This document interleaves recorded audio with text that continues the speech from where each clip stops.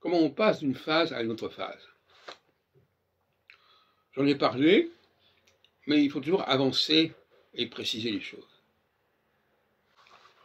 À un moment donné, quand on passe de la phase din, en astrologie septennale, à la phase chesed, ça veut dire qu'on veut oublier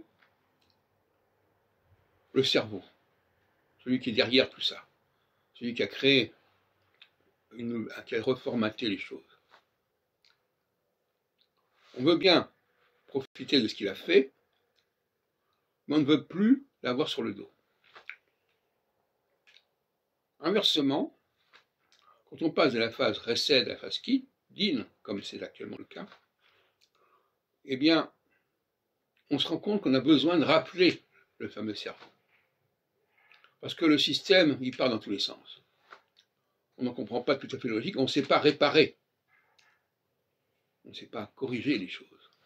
Parce qu'on n'a pas compris complètement.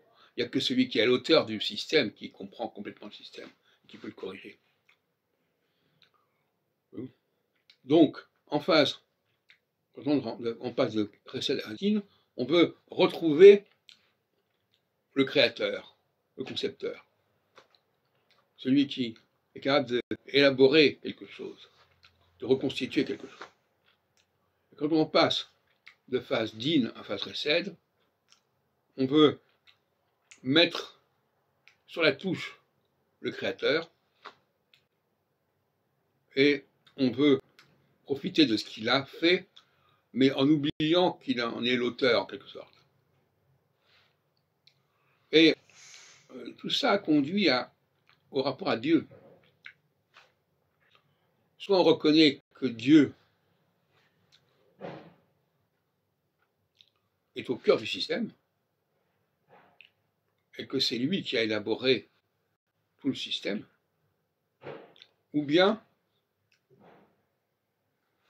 on ne veut pas entendre parler de ce Dieu-là, créateur.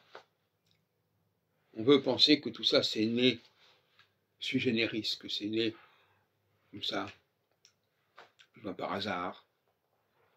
C'est la fameuse question du dessein intelligent, qui est justement à la reconnaissance du rôle majeur des grands créateurs, et qui s'oppose à l'idée d'une évolution darwinienne, plus ou moins aléatoire et empirique. Ça correspond à deux théologies différentes, qui correspondent justement à ces deux phases.